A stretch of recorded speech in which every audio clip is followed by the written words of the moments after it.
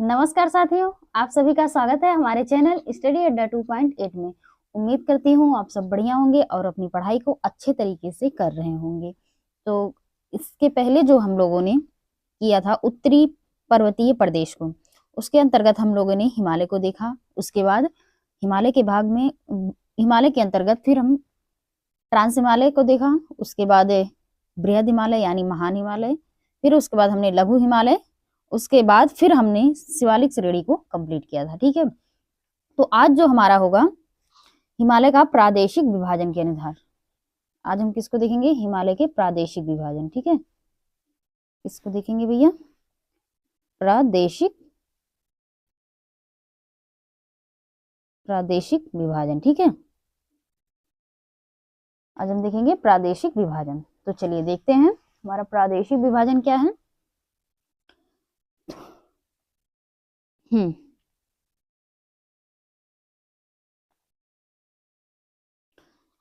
हिमालय का नदियों के आधार पर विभाजन। हिमालय को अब किसके? नदियों के आधार पर विभाजन करेंगे। तो देखते हैं, चलिए। सिडनी बुरार्ड नामक भूगर्भ शास्त्री ने नदियों के आधार पर हिमालय का विभाजन किया जो निम्न है। तो सिडनी बुरार्ड ने, ये भूशास्त्री हैं, तो इन्होंने जो किया था प्रादेशिक विभाजन नदियों के आधार पर हिमालय का जो विभाजन किया था वो 4 प्रकार से किया था। ठीक है, कितने प्रकार से किया था? 4 प्रकार से किया था। तो पहला हमारा जो किया था पंजाब या कश्मीर हिमालय। ठीक है भैया, जिसकी लंबाई जो है 560 किलोमीटर, और ये हम कश्मीर हिमालय जो है वो सिंधु नदी व सतलज नदी के बीच में है। ठीक है, और दूसरा जो हमारा हो गया कुमायूं हिमालय, यह हमारा ये जो हमारा है ये 320 किलोमीटर की लंबाई इसकी है, और यह सतलज नदी और काली नदी के बीच में है। इसके आगे हमारा जो तीसरा हो जाता है वो नेपाल हिमालय। तो नेपाल हिमालय जो भैया है, इसकी लंबाई जो है वो 800 किलोमीटर है। कितनी है? 800 किलोमीटर है। ठीक है भैया, इसकी लंबाई कितनी है? तो वो 800 किलोमीटर है। अब इसके आगे देखते हैं, 1 मिनट। अब ठीक है। तो चौथा जो हमारा हो जाता है असम हिमालय। इसका मैंने बताया ना कि 800 किलोमीटर इसकी लंबाई है, काली नदी और तीस्ता नदी के बीच में है।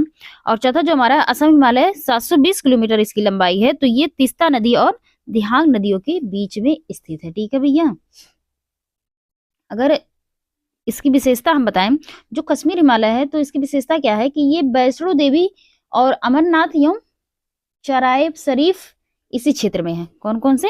कश्मीर हिमालय के इसके अंतर्गत जो है यहाँ वैष्णो देवी है। ठीक है, इसकी जो विशेषता है यहाँ वैष्णो देवी का मंदिर है और यहाँ अमरनाथ का भी मंदिर है। ठीक है, और अगर हम कुमायूं हिमालय के अंतर्गत देखें तो कुमायूं हिमालय में इसका विस्तार जो है, इसका मुख्य विस्तार कहाँ है? उत्तराखंड में। ठीक है, कुमायूं का जो विस्तार है ये, इसका मुख्य विस्तार कहाँ है? तो वो उत्तराखंड में है।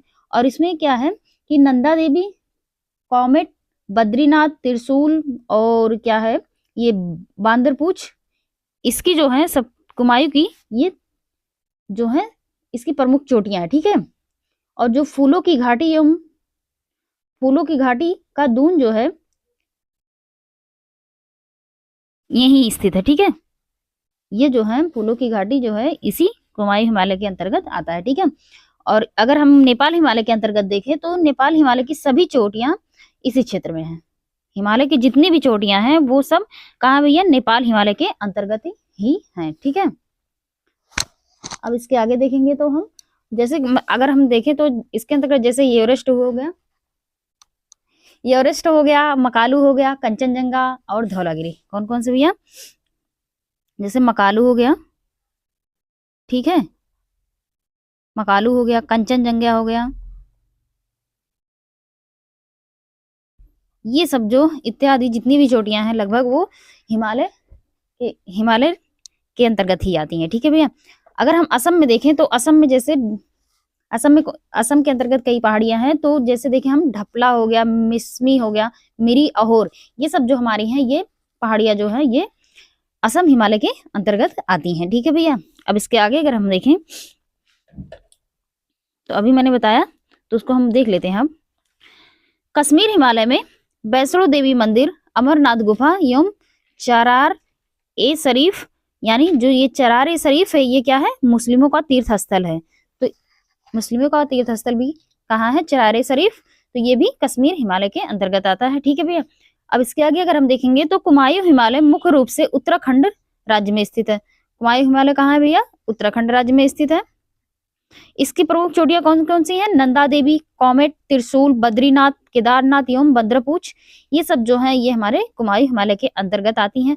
उत्तराखंड में फूलों की घाटी, दून एवं दौर घाटी, ये तीनों हमारी कहाँ है, तो ये हमारे कुमायूं हिमालय के अंतर्गत आते हैं। ठीक है भैया। अब ये सब मैंने आपको ऊपर बताया, तो इसको हम फिर से एक बार देख लिए। ठीक है। अब देखते हैं हम इसके आगे हमारा नोट में क्या दिया गया है, कि ये हमारा इंपॉर्टेंट है, इसको ध्यानपूर्वक देखिएगा, सुनिएगा, पढ़िएगा। ठीक है। तो चलिए देखते हैं। फूलों की घाटी उत्तराखंड राज्य के चामोली जिले में है। कहाँ है फूलों की घाटी, तो ये उत्तराखंड में कहाँ है, चामोली जिले में है। फूलों की घाटी कहाँ है, उत्तराखंड चामोली जिले में है। और इसे क्या है, 1982 में राष्ट्रीय उद्यान भी घोषित किया गया था। फूलों की घाटी को क्या किया गया था, इसे राष्ट्रीय उद्यान भी घोषित किया गया था। तो वो कब किया गया था, तो वो 1982 में किया गया था भैया। और इसे फूलों की घाटी को यूनेस्को द्वारा जो है विश्व धरोहर स्थल में 2005 में शामिल किया गया था। कितने में, 2005 में। ठीक है। नंदा देवी राष्ट्रीय उद्यान और फूलों की घाटी राष्ट्रीय उद्यान भौगोलिक रूप से आसपास हैं। ये दोनों कहाँ हैं, इर्द गिर्द ही हैं एक दूसरे के। ठीक है। दोनों मिलकर एक संयुक्त यूनेस्को विश्व धरोहर स्थल बनाते हैं। ये दोनों नंदा देवी बायोस्फीयर रिजर्व का भी हिस्सा है। ठीक है। ये दोनों क्या है, नंदा देवी बायोस्फीयर रिजर्व का हिस्सा भी माना जाता है। ठीक है भैया। अगर चलिए अब इसके आगे देखते हैं।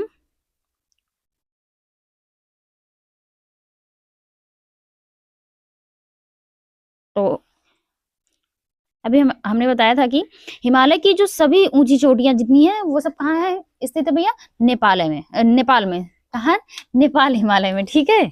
तो कौन कौन सी चोटियां हैं, जैसे धौलागिरी हमारी हुई, अन्नपूर्णा हुई, मंकालू हुआ और एवरेस्ट हुआ, कंचनजंगा, ये सब हमारी जो चोटियां हैं ये सब कहाँ है भैया, तो ये है नेपाल हिमालय में ही। ठीक है।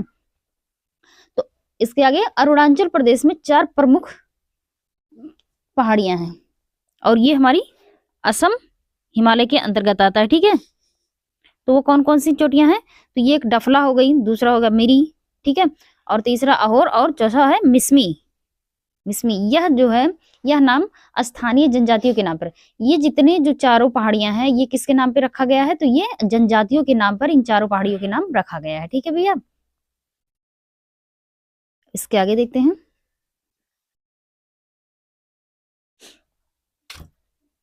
भारत और म्यांमार की सीमा पर स्थित पहाड़ियां जो कि हिमालय के अंतर्गत आती हैं, तो वो कौन कौन सी हैं, तो वो हमारी हैं, एक हो गया, पहला जो हमारा हो गया पटकोई बूम। पटकोई बूम हमारा कहाँ है, तो ये हमारा अरुणाचल प्रदेश में। पटकोई बूम जो पहाड़ी है ये कहाँ है, ये अरुणाचल प्रदेश में है। और दूसरा हमारा क्या है, नागालैंड, सॉरी नागा पहाड़ियां। तो नागा पहाड़ी, नागा से ही स्पष्ट हो रहा है कि नागा पहाड़ी कहाँ हो सकती है, तो वो नागालैंड में हो सकती है। ठीक है भैया। तो नागा पहाड़ी हमारी कहाँ हो जाती है, तो वो नागालैंड में हो जाती है। लेटामोल, लेटामोल पहाड़ी कहाँ है, तो ये मणिपुर में है। ठीक है। लेटामोल कहाँ है पहाड़ी, तो ये मणिपुर में है। ठीक है। मिजो पहाड़ियां, तो मिजो से स्पष्ट हो रहा है कि मिजो की पहाड़ियां कहाँ हो सकती हैं, तो मिजोरम में। ठीक है भैया। तो इसको हम लोग ध्यान में रखेंगे कि भारत और म्यांमार की सीमा पर ये 5 पहाड़ियां स्थित है। ठीक है। अब इसके आगे अगर हम देखें तो लेमाटोल की पश्चिम स्थित ब्राइल की पहाड़ी असम में है। लेमाटोल की जो है पश्चिम में स्थित जो पहाड़ी है वो उसका क्या नाम है, तो वो है ब्राइल की पहाड़ी। और ये कहाँ है भैया, लेटामोल अभी मैंने बताया कि कहाँ है, मणिपुर में है। ठीक है। और ये ब्राइल की पहाड़ी कहाँ है, तो ये असम में स्थित है। ठीक है भैया। इसके आगे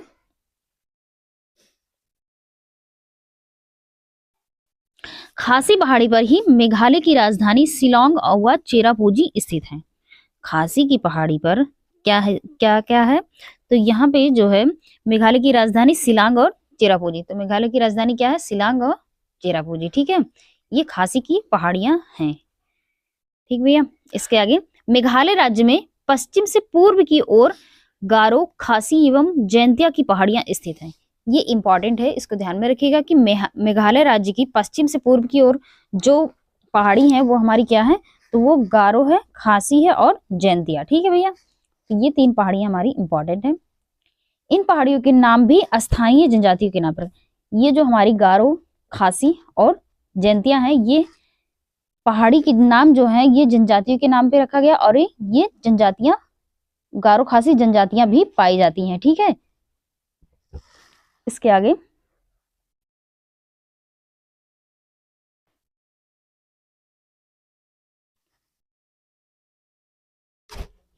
गारो, खासी एवं जैंतिया की पहाड़ियों से को सम्मिलित रूप से शिलांग का पठार कहा जाता है। जो ये गारो, खासी, जैंतिया पहाड़ियां हैं, इन तीनों को मिलाकर क्या कहा जाता है, तो इन्हें कहा जाता है शिलांग का पठार। ठीक है, तो शिलांग का पठार जो है यह हिमालय का हिस्सा नहीं है। क्या कहा गया है कि शिलांग की पठार जो है वो हिमालय का हिस्सा नहीं है। ठीक है, शिलांग पठार के उत्तर पूर्व में असम राज्य के रेंगमा व मिकिर की पहाड़ी पाई जाती है। शिलांग पठार के उत्तर पूर्व में क्या है, तो वो है असम राज्य के रेंगमा और मिकिर की पहाड़ी, ये 2 पहाड़ियां पाई जाती हैं। ठीक है, ये पहाड़ियां प्रायद्वीपीय भारतीय पठार का हिस्सा हैं। ये 2 पहाड़ियां रेंगमा और जो मिकिर है ये किसका हिस्सा है, तो ये प्रायद्वीपीय भारतीय पठार का हिस्सा है। ठीक है, हिमालय भारत की 9 राज्यों एवं 2 केंद्र शासित प्रदेशों में फैली है। हिमालय भारत के कितने राज्यों में, तो ये 9 राज्य और 2 केंद्र शासित प्रदेश में फैली हुई है। कितने भैया, 9 राज्य और 2 केंद्र शासित प्रदेश। यह जम्मू कश्मीर एवं लद्दाख केंद्र शासित प्रदेश है। ठीक है, 2 केंद्र शासित प्रदेश कौन है, तो पहला जम्मू कश्मीर और लद्दाख। और इसके अलावा अगर हम 9 राज्य देखें तो हमारा एक तो हिमाचल प्रदेश हो जाता है, दूसरा हमारा उत्तराखंड, और तीसरा जो हमारा सिक्किम, और चौथा हमारा अरुणाचल प्रदेश, और 5वां हमारा मेघालय, और 6ठा हमारा जो हो जाता है वो नागालैंड, और 7वां हमारा मणिपुर, और 8वां जो हमारा है वो मिजोरम एवं त्रिपुरा हो जाता है। ठीक है, तो ये जो 9 राज्य हमारे हैं ये हिमालय भारत के अंतर्गत आते हैं। ठीक है भैया, तो इसके आगे चलिए देखते हैं।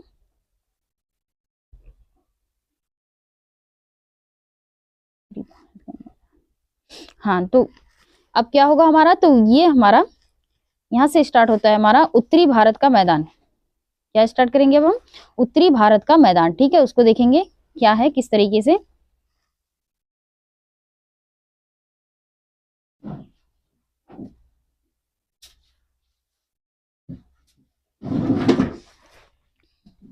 तो यह हमारा है कि उत्तरी भारत का मैदान जो है सिंधु, गंगा और ब्रह्मपुत्र नदियों द्वारा बहाकर लाए गए जलोढ़ निक्षेप से बना है। तो उत्तरी भारत का जो मैदान है ये किस किस नदियों से मिलकर बना है, तो ये हमारा हो जाता है सिंधु, और दूसरा गंगा, और तीसरा ब्रह्मपुत्र द्वारा बहाकर लाए गए जलोढ़ निक्षेप। तो जलोढ़ क्या होता है हमारा, जलोढ़ निक्षेप द्वारा बनाया गया है। ठीक है भैया, तो अगर हम इसको देखें इसके आगे, तो इसका जो है इस मैदान की पूर्व से पश्चिम लंबाई जो अगर हम देखेंगे, जो उत्तरी मैदान है अगर इसकी हम पूर्व से पश्चिम लंबाई अगर हम देखें तो कितनी है, तो ये है 3200 किलोमीटर। कितनी है, इसकी लंबाई जो है औसतन वो 3200 किलोमीटर है, और जबकि चौड़ाई जो हमारा है वो 150 से 300 किलोमीटर है। कितना है, इसकी चौड़ाई कितनी है, तो वो है 150 से 300 किलोमीटर। तो इसको हम ध्यान में रखेंगे। ठीक है, अब इसके आगे अगर हम देखें, उत्तर से दक्षिण दिशा में उत्तरी भारत के मैदान को 3 भागों में बांटा गया है। तो वो 3 भाग कौन कौन से हमारे हैं, तो पहला हमारा है भाबर, और दूसरा हमारा तराई, और तीसरा हमारा जलोढ़, जिसे हम जलोढ़ को हम 2 और अन्य नाम से जानते हैं, खादर और बागर। ठीक है, किस किस नाम से, खादर और बागर के नाम से भी जानते हैं। तो चलिए देखते हैं।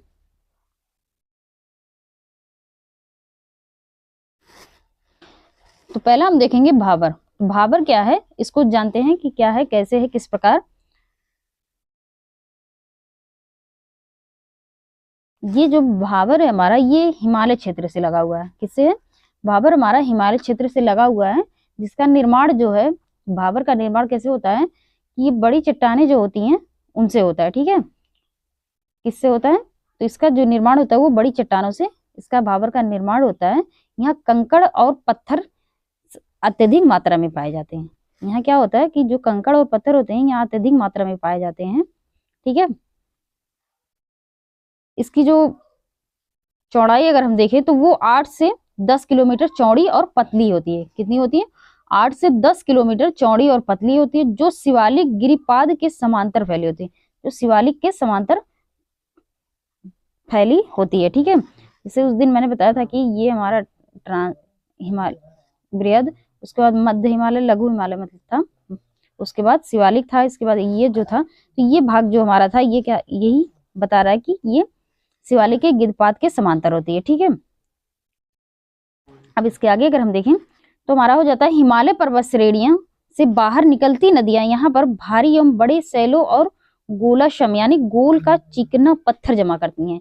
क्योंकि इसमें जो है क्या, ये गोल का जो कहा गया है कि गोल का चिकना पत्थर जमा करती हैं, ये किस कारण होता है? क्योंकि इसमें जो है इसका जो निर्माण ही हुआ है तो वो बड़ी चट्टानों से हुआ, क्योंकि इसमें जो क्या है कि फिलहाल इसमें कंकड़ और पत्थर ज्यादा पाए जाते हैं, तो इसी के कारण वो बताया जा रहा है कि इसमें गोल गोल चिकना पत्थर जमा करती हैं। ठीक है, तो कभी कभी स्वयं इसी कारण ये क्या हो जाती है कि लुप्त हो जाती हैं, उन्हीं पत्थरों के बीच ये क्या हो जाती हैं, लुप्त हो जाती हैं, जिससे ये दिखाई नहीं पड़ते हैं। ठीक है, अब इसके आगे अगर हम देखें, ये रहा हमारा भाबर। ठीक है, अब हम क्या देखेंगे, दूसरा हमारा क्या होगा, तराई। तराई क्या है? तो ये जो है भारत के दक्षिण में तराई क्षेत्र, भारत के दक्षिण में क्या है, ये तराई क्षेत्र पाए जाते हैं। ठीक है, जिसकी चौड़ाई जो है 10 से 20 किलोमीटर है। कितनी है? 10 से 20 किलोमीटर है। और ये जो तराई स्थान होता है ये किस प्रकार होता है, तो ये दलदली होता है। कैसा होता है? दलदली होता है। ठीक है भैया, तो इसको ध्यान में रखिएगा आप लोग।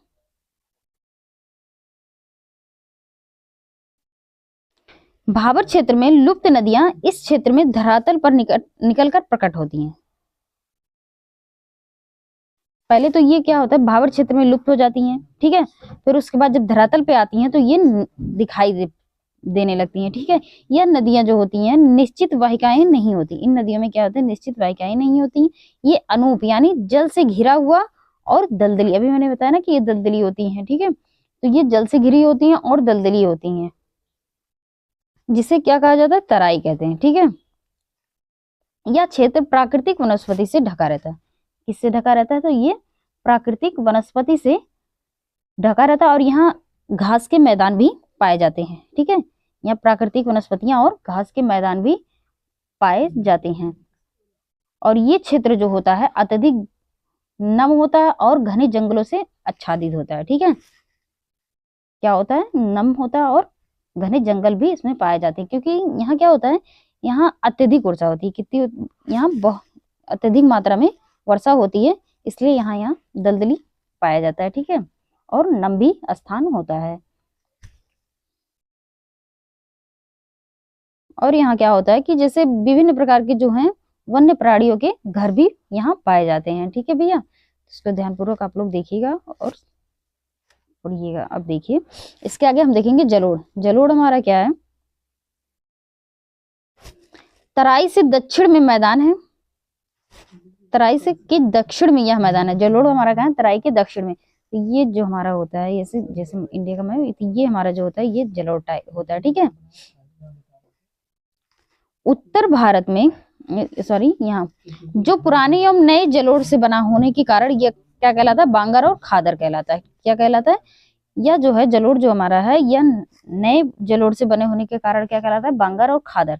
तो बांगर क्या होता है, बांगर उसे कहते हैं जो पुरानी जलोढ़ मिट्टी से निर्मित उच्च भूमि को क्या कहा जाता है, जो पुरानी मिट्टी से निर्मित होती है, उच्च जो भूमि होती है, जो ऊंचाई पर होती है भूमियां, जो पुरानी जलोढ़ से बनी होती हैं, तो उन्हें क्या कहा जाता है, बांगर कहा जाता है। ठीक है, तो इसी क्षेत्र को मृदा के रेत और इस क्षेत्र में क्या होता है बांगर में, कि इसमें रेत अत्यधिक मात्रा में पाए जाएंगे और कंकड़ अत्यधिक मात्रा में पाए जाते हैं। ठीक है, बांगर में क्या होता है कि गेहूं, कपास और अन्य कई फसलें पैदा होती हैं। ठीक है, बांगर क्षेत्र में। ठीक है, अब खादर क्या होता है,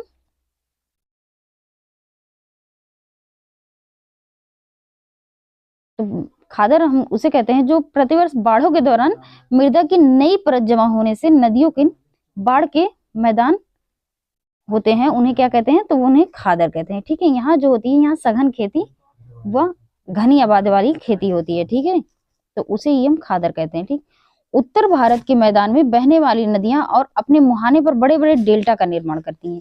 क्या करती हैं कि ये उत्तर मैदान में नदियां बहती हैं और ये बड़े बड़े डेल्टाओं का निर्माण करती हैं। जैसे एक सबसे बड़ा डेल्टा जो क्या है, सुंदरबन का डेल्टा। ठीक है, सामान्य तौर पर यह एक सपाट मैदान है। कैसा है, यह एक सपाट मैदान है जिसका समुद्र तल से जो औसत ऊंचाई हो जाती है वो 50 से 100 मीटर। औसत तल से कितनी ऊंचाई होती है इसकी, तो ये 50 से 100 मीटर होती है। ठीक है, अब इसके आगे देखते हैं, ये हमारा इंपॉर्टेंट है, इसको ध्यान में रखिएगा आप लोग। हरियाणा एवं दिल्ली सिंधु और गंगा नदी तंत्रों के बीच जल विभाजक है। क्या कहा है कि जो गंगा नदी और सिंधु नदी तंत्र है, इन दोनों के बीच क्या है, जल विभाजक है, और वो भी कहाँ है, हरियाणा एवं दिल्ली। ठीक है, इसके आगे, अरावली की पहाड़ियां सबसे पुरानी प्री कैम्ब्रियन काल की चट्टानों से बनी है। अरावली की पहाड़ियां किससे बनी है, तो वो प्री कैम्ब्रियन काल की चट्टानों से बनी है। ठीक है, इसका विस्तार जो है वो उत्तर पूर्व से दक्षिण पश्चिम है। कहाँ भैया, उत्तर पूर्व से पश्चिम दक्षिण है, और जिसकी लंबाई जो हो जाती है वो 692 किलोमीटर मानी जाती है। इसकी लंबाई कितनी मानी जाती है, 692 किलोमीटर, जो दिल्ली से शुरू होकर हरियाणा राजस्थान होते हुए गुजरात के पालनपुर तक जाती है। कहाँ से, ये जो अरावली की पहाड़ियां हैं ये दिल्ली से शुरू होती है और हरियाणा और राजस्थान होते हुए गुजरात के पालनपुर तक जाती है। ठीक है, इसका अधिकांश भाग जो है कहाँ है, वो राजस्थान राज्य में स्थित है।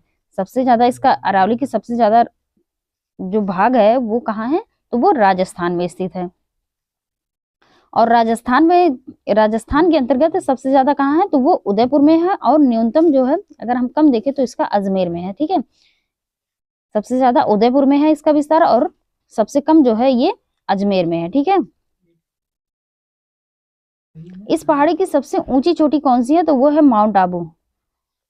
अरावली पहाड़ी की जो सबसे ऊंची चोटी है तो वो कौन सी है, माउंट आबू। ठीक है भैया, जिसकी ऊंचाई कितनी है, तो वो है 1722 मीटर। माउंट आबू की जो ऊंचाई है वो कितनी है, 1722, सॉरी, गुरु शिखर की 1722 मीटर है। ठीक है, अरावली के पश्चिम ओर से लूनी नदी एवं पूर्व की ओर से बनास नदी निकलती है। अरावली के पश्चिम से कौन सी नदी, तो अरावली के पश्चिम से लूनी नदी और पूर्व से कौन सी नदी, बनास नदी निकलती है। ठीक है, अब इसके आगे देखते हैं, लूनी नदी कच्छ के रण से गायब हो जाती है। लूनी नदी जो है, जो पश्चिम से अरावली के पश्चिम से निकलती है लूनी नदी, ये कच्छ के रण में गायब हो जाती है, जबकि जो बनास नदी है उसका उद्गम जो है राजसमंद जिले में कुंभलगढ़ के 5 किलोमीटर दूर अरावली पर्वतमाला में की खमनोर पहाड़ियों के वीरों का मठ नामक स्थान से होता हुआ निकल जाता है। ठीक है, इसके आगे देखें,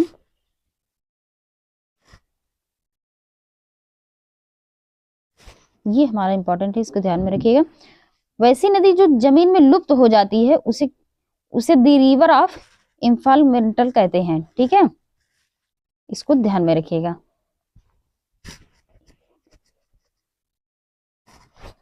इसके आगे, मालवा का पठार पश्चिम मध्य प्रदेश एवं दक्षिण पूर्व राजस्थान में स्थित है। मालवा का पठार कहाँ है, तो ये पश्चिम मध्य प्रदेश और उत्तर पूर्व में राजस्थान में स्थित है। ठीक है, यह ज्वालामुखी चट्टानों का बना हुआ है। मालवा का पठार किससे बना है, तो ये ज्वालामुखी चट्टानों से बना हुआ है।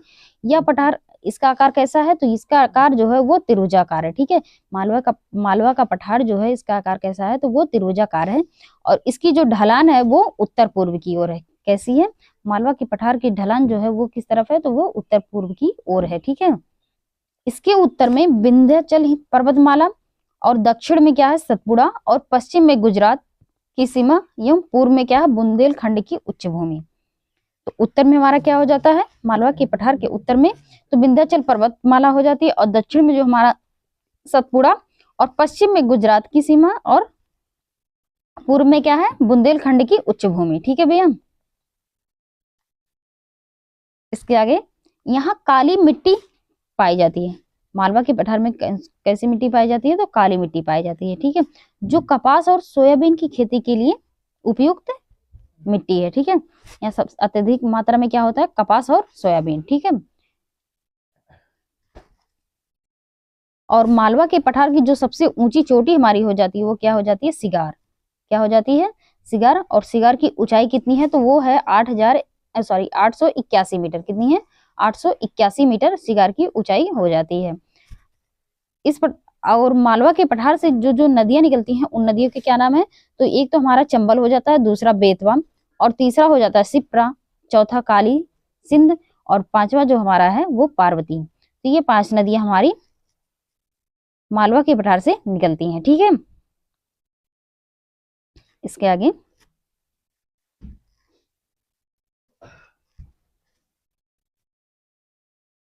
माही नदी जो है इस पठार के पश्चिम भाग से प्रवाहित होती है। माही नदी मालवा के पठार से किस ओर से प्रवाहित होती है, तो वो पश्चिम भाग से प्रवाहित होती है। माही नदी का मुख्य जल स्रोत विंध्याचल पर्वत श्रेणी के मेहद झील है, ठीक है। तो जहां से यह मध्य प्रदेश के धार जिले के मिंडाग्राम के पास से निकलती है। कहां से निकलती है, मिंडाग्राम, धार जिले में है मिंडाग्राम, वहां से निकलती है, ठीक है। प्राचीन काल में मालवा अवंती महाजनपद का हिस्सा था। उज्जैन इसकी राजधानी थी। यहाँ महाकालेश्वर ज्योतिर्लिंग, सांची का स्तूप, मांडू के खंडहर आदि ऐसे ऐतिहासिक स्थल भी स्थित हैं, ठीक है। इसके आगे कर्क रेखा मालवा के पठार को 2 हिस्सों में बांटती है। कर्क रेखा जो है वो मालवा के पठार को कितने हिस्सों में बांटती है, तो वो 2 हिस्सों में बांटती है, ठीक है भैया। तो आज के लिए इतना ही। अब इसके आगे जो है वो कल हम कंटिन्यू रखेंगे। तो आज के लिए थैंक यू सो मच।